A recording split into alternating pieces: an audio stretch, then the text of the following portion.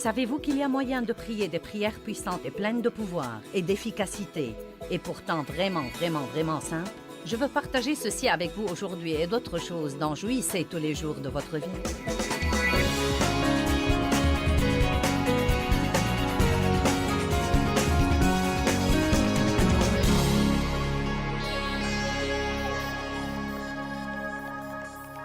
Père, nous te rendons grâce comme nous commençons cette réunion de ce que tu vas nous aider. Je ne sais combien de messages les gens ont déjà écoutés sur la bouche et ils ne les ont pas touchés, mais je te prie de leur donner ce soir quelque chose de beaucoup plus profond que ce qu'ils n'ont jamais eu auparavant. Je le demande au nom de Jésus. Amen. Maintenant, en réalité, quand mon voyage avec le Seigneur a commencé, j'ai lu 3 livres sur la prière.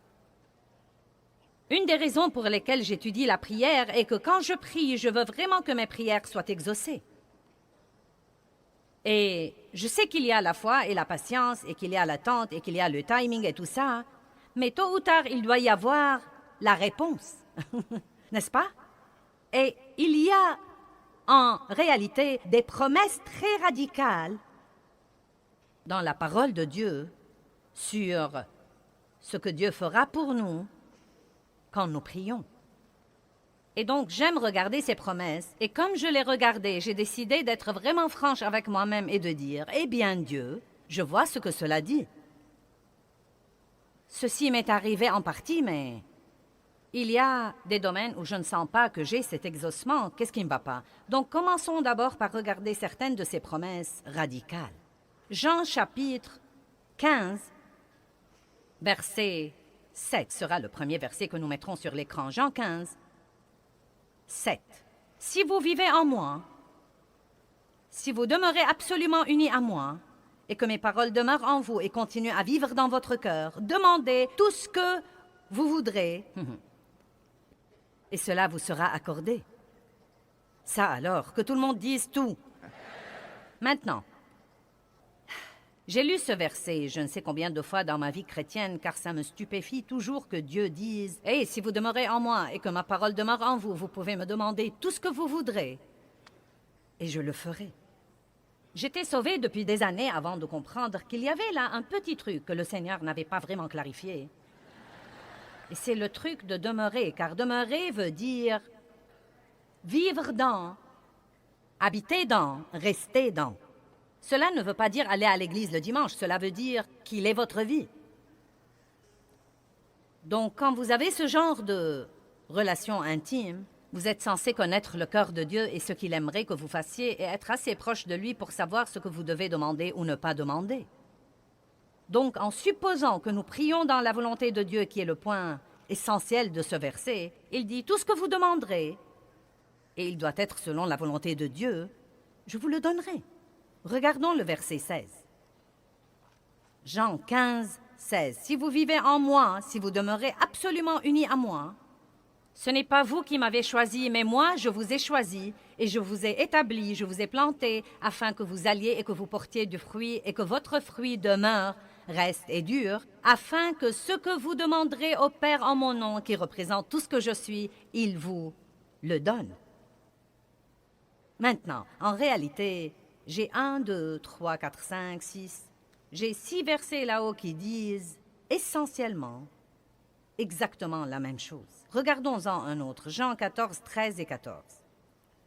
Jean chapitre 14, 13 et 14.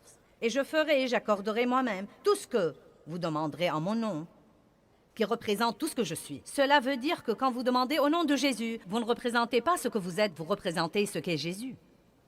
Heureusement que je ne prie pas au nom de Joyce. Sinon, je n'irai pas très loin.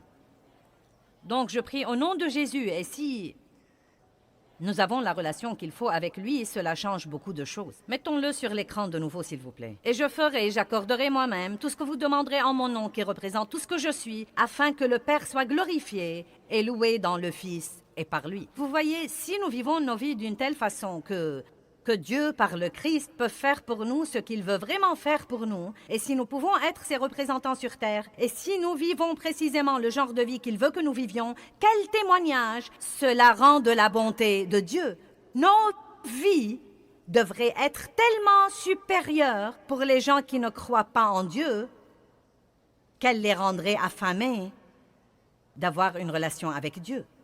Vous vous en rendez compte? Vous êtes appelés à mener une bonne vie, dit Éphésiens 2:10. Dieu vous a préparé et arrangé à l'avance une bonne vie à vivre. Cela ne veut pas dire que c'est une vie sans problème, mais cela veut dire que par le Christ, vous pourrez vous y prendre.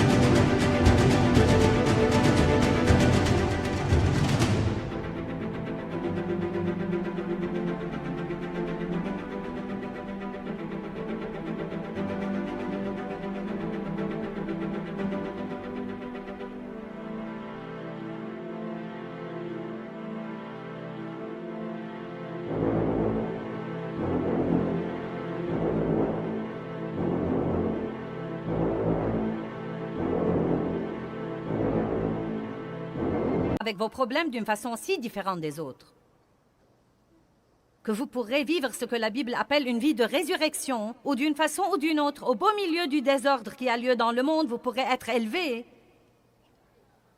toujours avoir le sourire, toujours avoir la paix, toujours porter du bon fruit, et que les gens diront « Mince alors, je veux être comme ça ». Le moyen de recevoir la volonté de Dieu, c'est de prier et de la demander. Donc, comme j'étudiais mes petits livres d'Andrew Murray et que j'examinais toutes ces choses et que je cherchais ces versets, j'ai dit, bien Dieu, il y a des choses pour lesquelles je prie depuis très, très longtemps. Certaines d'entre elles concernent d'autres personnes et c'est plus difficile quand vous priez pour les autres car à ce moment-là, Dieu doit s'occuper de leur volonté. Il ne s'agit pas que de ce que vous voulez. Il doit s'occuper aussi de leur volonté. Donc, parfois, je trouve, quand je prie pour les autres, que je dois prier un peu plus et être un peu plus diligente, mais je m'accroche toujours au mot « tout ». Et je sais que ce que je prie pour ces gens-là est la volonté de Dieu. Et je sais qu'ils ont leur libre arbitre et qu'ils peuvent s'entêter et dire « non, mais je ne crois vraiment pas que c'est leur cœur. » Donc, il y a une tromperie là, et Dieu en viendra à bout, et je sais qu'il peut faire ça. Donc, je parle à Dieu de ces situations spécifiques, et je dis, bien, je le vois ici, tout. Bien, ça se range dans la catégorie de tout. Et ça fait de nombreuses années que je prie. Et donc, parlons-en un peu. Vous voyez, je crois que si ça ne marche pas, vous devez peut-être poser une question directe. Pourquoi est-ce que ça ne marche pas? Maintenant, je ne vais pas arrêter de servir Dieu s'il ne me le dit pas ou arrêter de le servir si je n'aime pas la réponse, mais je n'ai pas peur de lui poser des questions. Et c'est vraiment étonnant certains des trucs que Dieu m'a appris, juste en posant des questions comme ça. Il a commencé à s'occuper de moi à propos de ma bouche. Minute, Seigneur, nous parlons de la prière. À dire vrai, je ne me souviens pas comment ça s'est passé, mais Dieu a commencé à me montrer qu'il y avait un vrai rapport entre la prière exaucée et les paroles que nous prononçons quand nous sommes là, mais nous ne prions pas.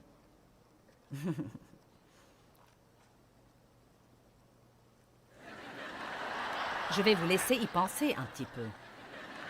Je crois que je vais répéter. Nous avons l'air très spirituels quand nous prions. Nous avons l'air très spirituels quand Darlene est avec nous et que nous adorons.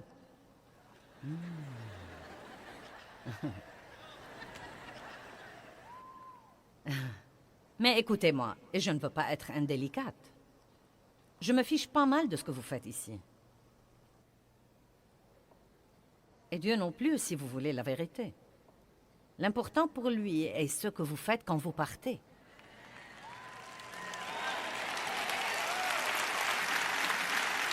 Car venir ici et être spirituel ici et aller ailleurs et ne pas l'être est de l'hypocrisie. Donc oui, je me soucie de ce que vous faites ici, car je veux que vous appreniez. Mais c'est juste une formation pour ce que vous devez faire dehors. Et nous avons depuis longtemps cette grande différence entre les lèvres et la vie.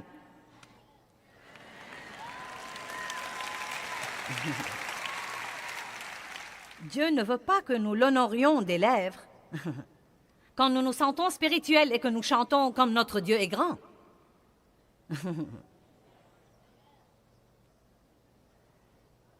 Mais ce que nous faisons le reste du temps. Donc, il est temps de grandir. Maintenant, nous avons beaucoup de choses merveilleuses à dire ce week-end. Mais je vais commencer par Ésaïe 58, 9, car c'est l'un des premiers versets qui me sont venus à l'esprit où la Bible parle de la prière exaucée et des paroles de la bouche. Et je dois vous montrer le rapport.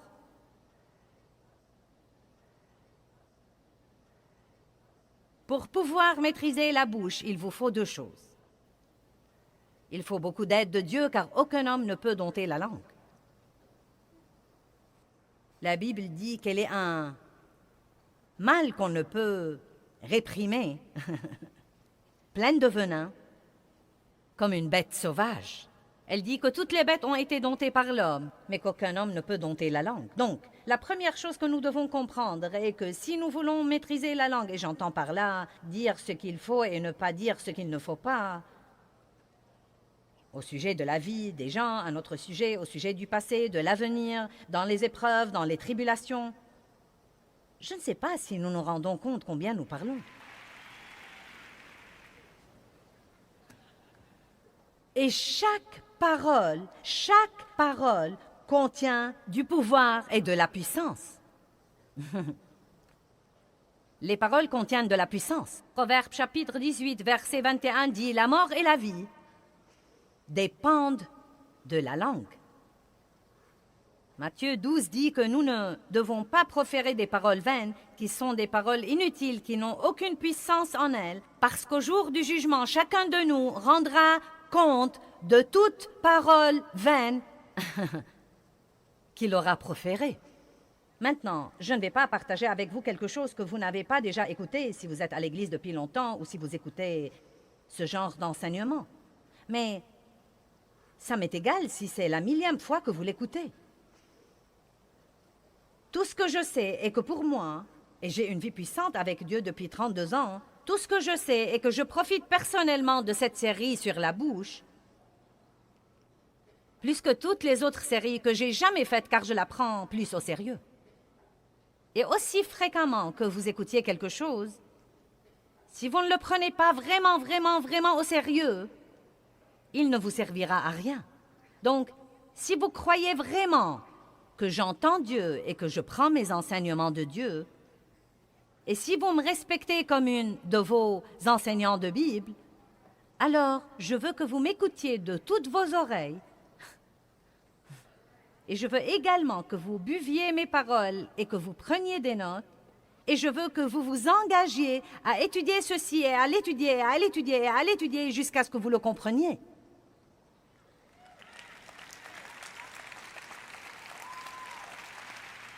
Amen. Maintenant, Ésaïe chapitre 58 parle d'une vie de jeûne. Il y a donc des choses dont nous pourrions nous abstenir en jeûnant auxquelles nous ne pensons jamais. La plupart du temps, quand on parle du jeûne, les gens ne pensent qu'à se priver de nourriture pour quelque temps. Et c'est certainement en grande partie ce dont parle la Bible quand elle parle du jeûne.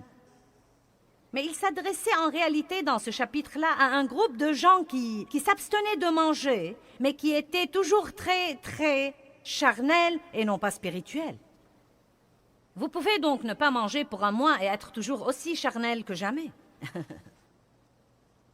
Donc ce n'est pas parce que vous jeûnez pour longtemps, ou que vous jeûnez tous les lundis, ou vous savez, je ne sais pas ce que vous faites ou ne faites pas, ce n'est vraiment pas signe que vous êtes spirituel. Surtout si vous en parlez. Mais je vais laisser ça à ceux d'entre vous qui savent de quoi je parle. Mais il parle ici de...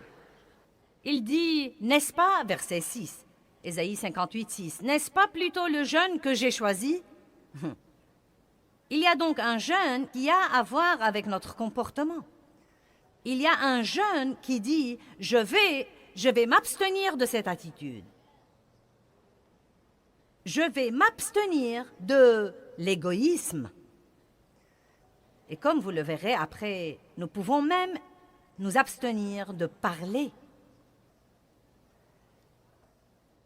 N'est-ce pas plutôt le jeûne que j'ai choisi? Rompre les chaînes de la méchanceté, dénouer les liens de la servitude, renvoyer libres les opprimés et briser tous les jougs? Si vous voulez faire ça, vous devez vivre une vie de jeûne. N'est-ce pas partager ton pain avec l'affamé, héberger dans ta maison les pauvres sans abri? Quand tu vois un homme nu, que tu le couvres et que tu ne te dérobes pas aux besoins de ta propre chair? Donc, il dit « Hé, Église, gens religieux, et si vous aidiez les autres alors? » Oh! Le monde est plein de gens affamés, dénués, solitaires, malheureux. Et les veuves et les orphelins alors? Et les gens qui dorment sous les ponts alors? Et les gens qui sont dans une maison de repos depuis 20 ans et personne ne vient jamais les visiter alors? Et tous ces gens qui souffrent alors? Il dit, je veux que vous commenciez à aider ces gens-là. Oh, voilà une promesse. Alors ta lumière jaillira comme l'aurore. Et ta santé, ton rétablissement, la puissance d'une nouvelle vie germera promptement. Et ta justice, ta droiture, ta justice, ta juste relation avec Dieu marchera devant toi et te conduira à la paix et à la prospérité. Et la gloire de l'Éternel sera ton arrière-garde. Écoutez, quand vous commencez à aider les autres, Dieu va non seulement marcher devant vous, il protégera votre dos. Ouh, alléluia! Donc, je vais juste vous dire ceci. Vous n'avez pas à me répondre, mais que fais-tu pour améliorer la vie de quelqu'un d'autre? C'est une question que les chrétiens devraient se poser tous les jours. Je ne vous demande pas combien vous allez à l'église. Je vous dis, que faites-vous, vous personnellement, que faites-vous?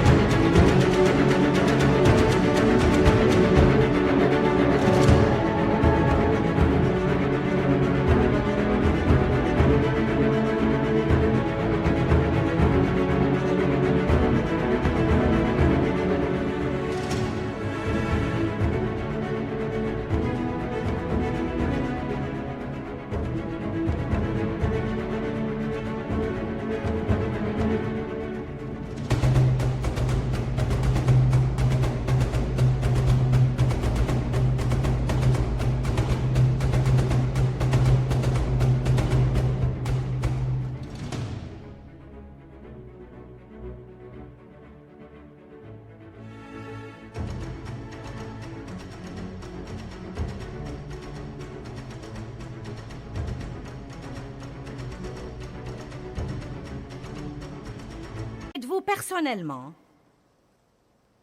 pour aider quelqu'un d'autre qui souffre? Ou bien êtes-vous toujours occupé à essayer d'avoir votre exaucement?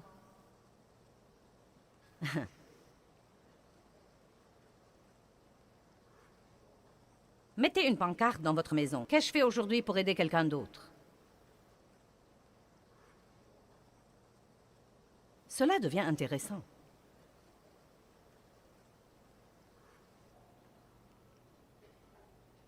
Verset 9. Voilà le truc de la prière. Alors tu appelleras et l'Éternel répondra.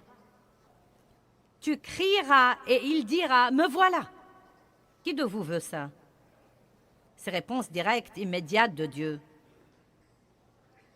Si tu ôtes, si que tout le monde dit si tu ôtes du milieu de toi les jougs d'oppression partout où tu les trouves, si tu cesses de montrer du doigt avec mépris, c'est juger, critiquer, parler dans le dos.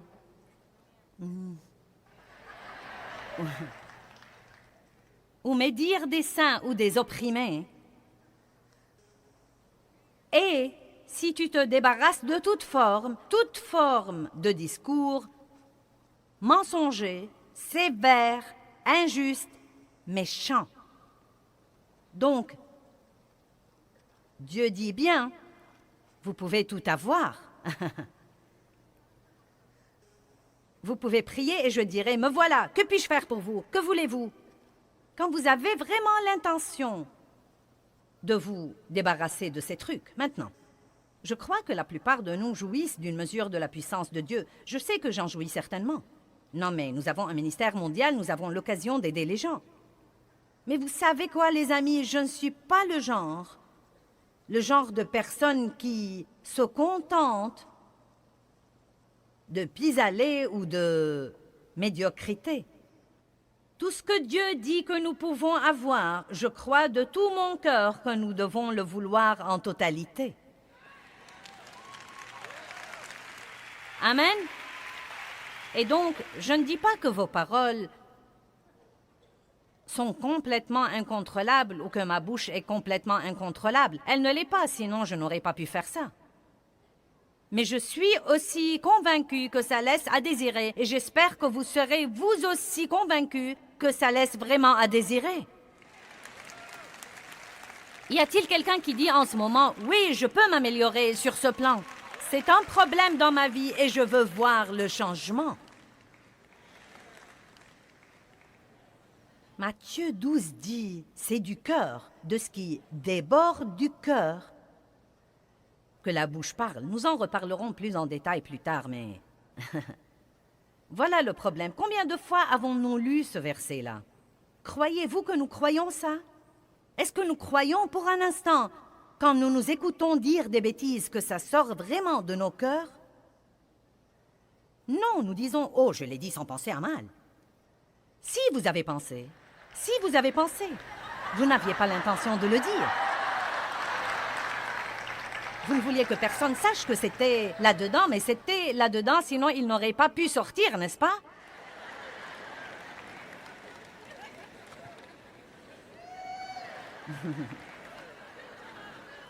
Maintenant, vous feriez aussi bien de me faire confiance, car j'ai déjà commandé tous les livres que j'ai pu trouver sur la bouche un peu partout dans le monde entier. Et je m'en saisis avidement. Et je ne vais pas arrêter. Vous savez pourquoi? Parce que j'ai enseigné sur l'amour pour très, très, très longtemps. Et c'est toujours la chose principale dont je veux parler, mais je crois que notre bouche est une partie majeure de la vie dans l'amour. Je ne crois même pas que nous comprenons comment elles sont liées. À quel point nous pouvons aider les gens et nous pouvons les édifier, et pourtant à quel point nous pouvons les démolir. C'est un tel manque d'amour que d'être critique ou de s'ériger en juge, ou d'avoir des opinions très arrêtées sur ce que font les gens. J'ai déjà assez lu pour savoir que chaque fois que j'ouvre la bouche, les paroles que je prononce commencent à défiler dans ma pensée. Et vous savez quoi? Je ne crois pas que nous serons un jour responsables de nos paroles avant de croire vraiment qu'ils sont un étalage de nos cœurs. Et c'est très difficile à faire, car nous voulons tous croire que nous sommes vraiment de petits anges. Oups, je n'ai pas... Oh, je plaisantais. Même la Bible dit que quand vous dites quelque chose de stupide, vous ne devez pas dire « je plaisantais ». Le saviez-vous?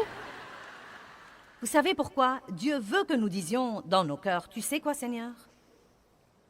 C'était en moi, sinon je ne l'aurais pas dit. J'en prends la responsabilité. Je te demande de me changer sur ce... »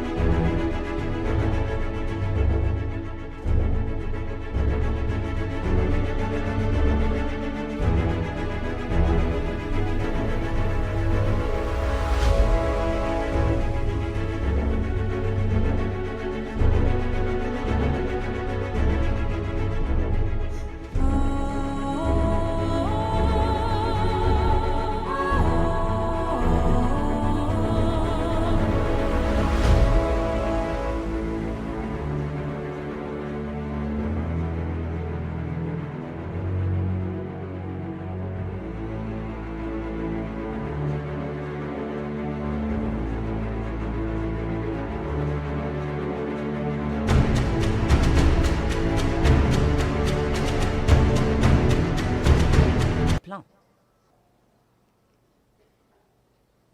Il y a 3 jours, je me suis entendu dire quelque chose sur quelqu'un. J'ignorais que c'était là-dedans. C'est ce qui est précieux au sujet de vous entendre parler et de croire ce que dit la Bible, car le cœur est trompeur par-dessus tout. Nous voulons désespérément croire que nous avons bon cœur. Vous savez, j'ai bon cœur. Je potine du lever du jour jusqu'au soir, mais j'ai bon cœur. Je ne donne jamais rien à personne, mais j'ai bon cœur. Dieu connaît mon cœur.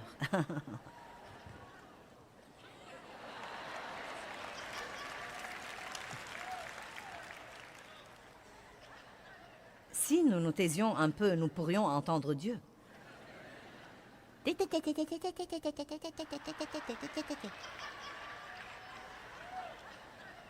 De ce qui déborde du cœur, la bouche parle. J'ai dit quelque chose sur ce type. Et ça se voyait quand je l'ai dit que la personne à laquelle je l'ai dit était haut. Et ensuite, je me suis rendu compte que je l'ai dit parce que je ne respectais pas sa capacité dans un certain domaine. Je ne lui faisais pas confiance et je ne le savais même pas avant de m'entendre le dire. Je vais vous défier de commencer à vous entendre. Ce pourrait être déprimant d'abord. Mais Dieu va vous élever. Je vais prier pour vous.